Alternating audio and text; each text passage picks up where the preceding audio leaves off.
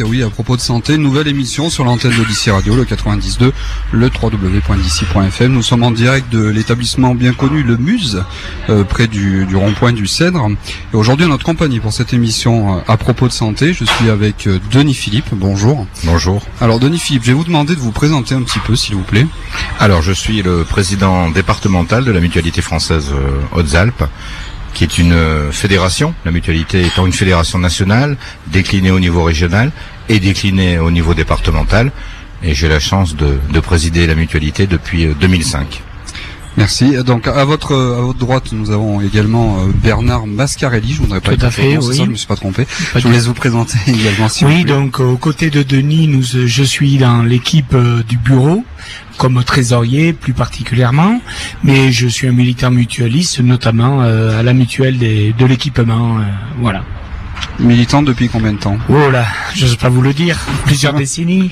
D'accord, merci. Denis Philippe, première question. Quel est le but de la mutualité française? Vous pouvez un petit peu nous expliquer la fédération, elle rassemble combien de mutuelles? Alors aujourd'hui, au niveau national, 500. Dans le département, 95, mais on est en train de refaire le recensement. Apparemment, on aurait un peu plus de mutuelles. Quand je dis 95, ce ne sont pas forcément 95 mutuelles qui sont installées ici dans le département, même si de nombreuses le sont. C'est-à-dire, nous fédérons les adhérents de ces mutuelles.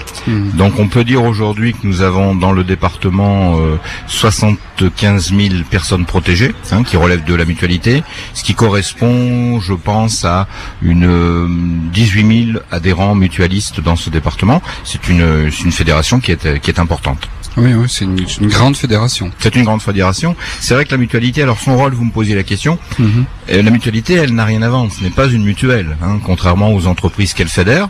Mais elle a apporté et a décliné le message politique et à dire un petit peu ce qui la préoccupe et à faire aussi également, ne pas forcément d'être dans la phase critique, mais également faire des propositions en matière de santé, ce que ne manque pas de faire la mutualité en ce moment, qui est plutôt malmenée, on peut le dire.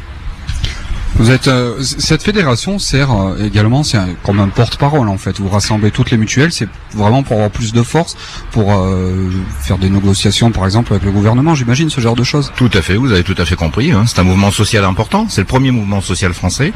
Même si on peut regretter que parfois elle soit un peu timide, la mutualité, à tel point que si elle est une vieille organisation, on a quand même l'impression aujourd'hui que les Français ne savent pas très bien ce qu'elle est, ce qui est tendrait à me faire penser qu'on n'a peut-être pas bien su communiquer pour expliquer justement ce qu'était la mutualité. C'est ce qu'on s'efforce de faire dans le département, porter les propositions de la mutualité dans un système aujourd'hui qui est quand même compliqué, où la protection sociale prend des coups réguliers, où le mouvement mutualiste également prend des coups régulièrement. Et où on assiste à un détricotage de ce qu'était la protection sociale dans ce pays.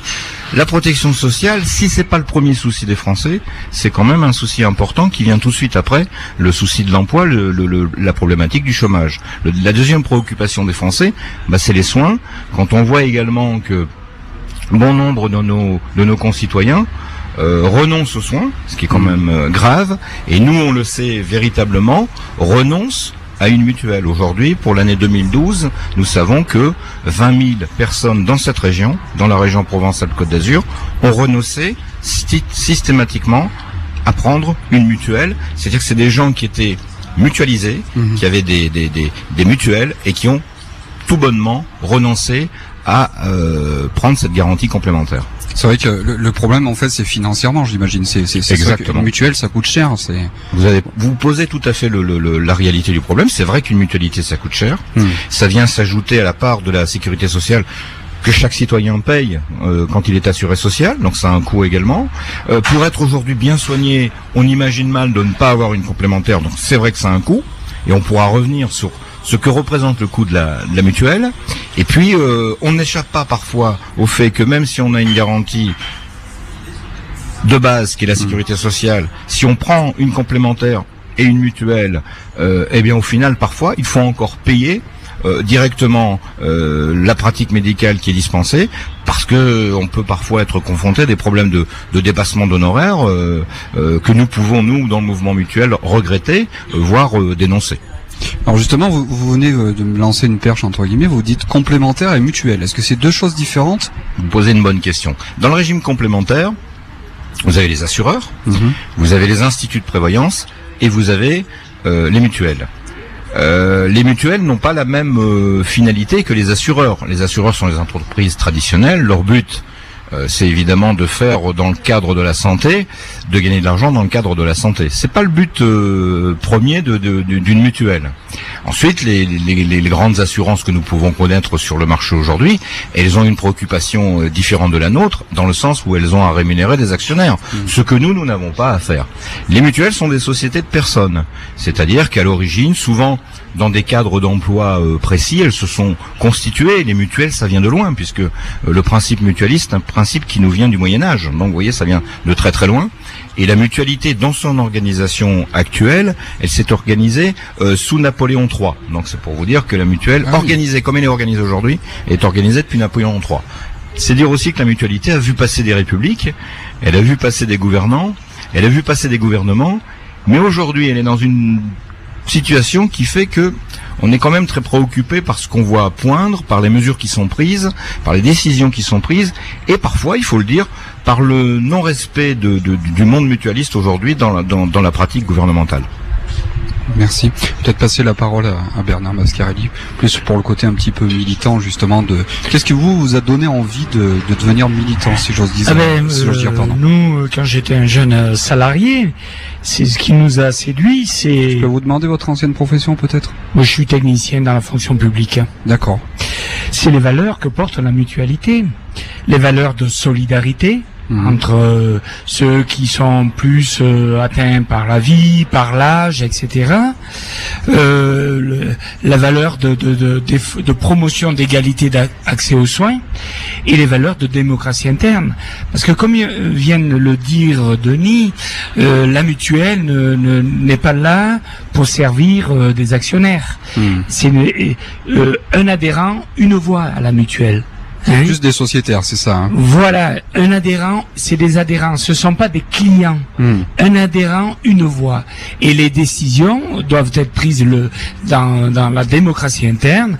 Et c'est une bonne formation pour les citoyens que nous sommes tous. Alors, ça consiste en quoi votre rôle de militant chaque jour? Alors, chaque jour, il y a plusieurs aspects.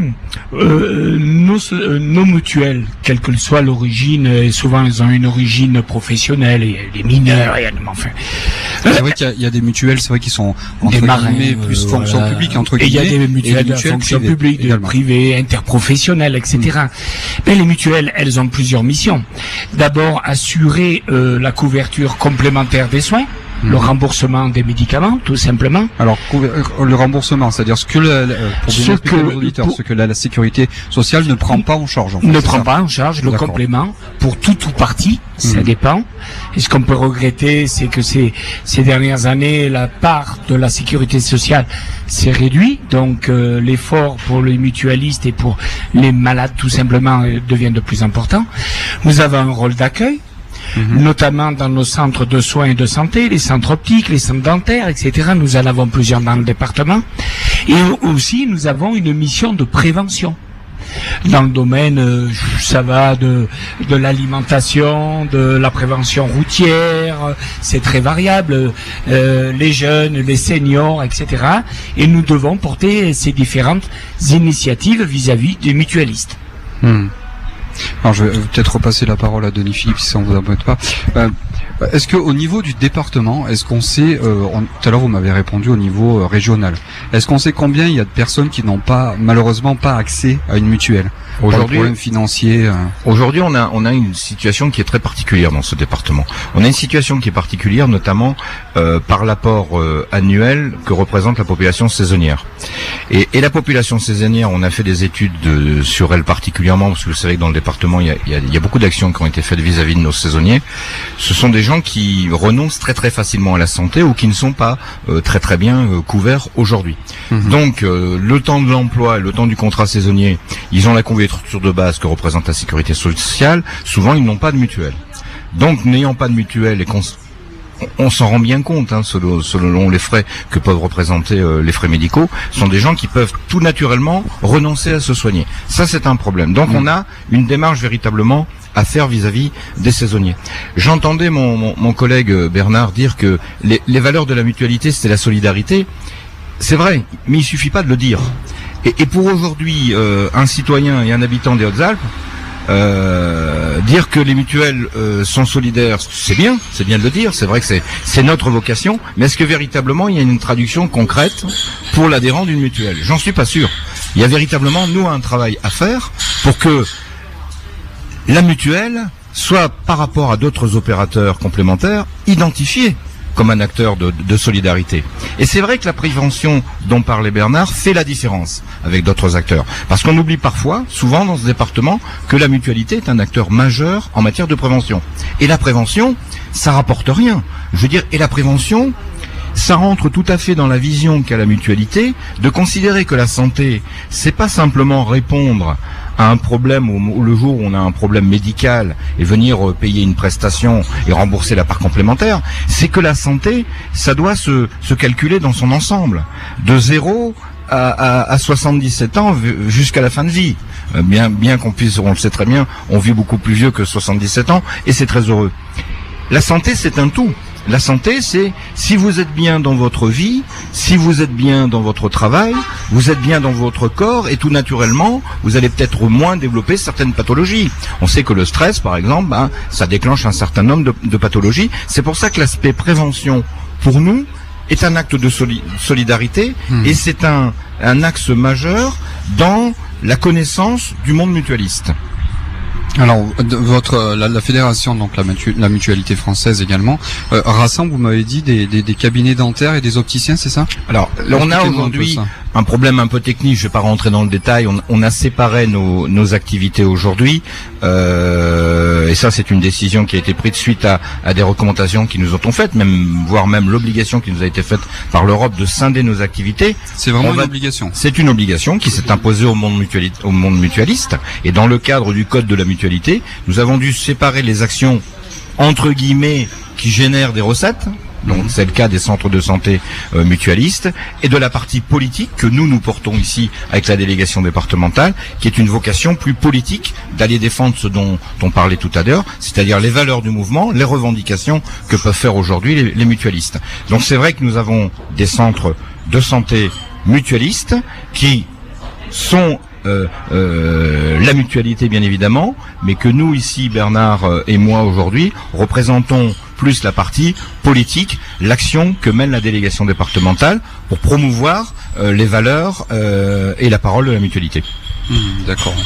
Alors, pour revenir un petit peu sur depuis tout à l'heure, on dit que c'est vrai, une mutuelle, ça coûte cher, c'est vrai. On a une idée un petit peu au niveau national de combien coûte par mois une mutuelle pour, expliquez-nous un petit peu disons que je crois que le coût des mutuelles, la plupart des personnes la connaissent, ça dépend du niveau de couverture. Oui, bien sûr. Mais on voit qu'avec le désengagement de la sécurité sociale, il y a des domaines, si pour les soins de ville, la sécurité sociale rembourse plus de la moitié, mais il y a des domaines où malheureusement c'est la carence. Je prends dans l'optique, la sécurité sociale c'est de l'ordre de 4%, pour le dentaire c'est de l'ordre de 30%, sans être trop détaillé, mais donc si on veut se faire soigner les dents, on le sait, les familles le savent très bien, ou mettre des lunettes ou changer les lunettes des enfants, pour les familles, pour les ménages, c'est vraiment lourd à porter.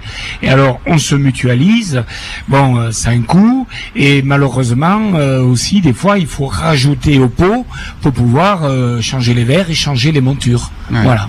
On est encore souvent de sa poche. Et voilà. Et on voit que d'année en année, ce phénomène n'a fait que s'accroître.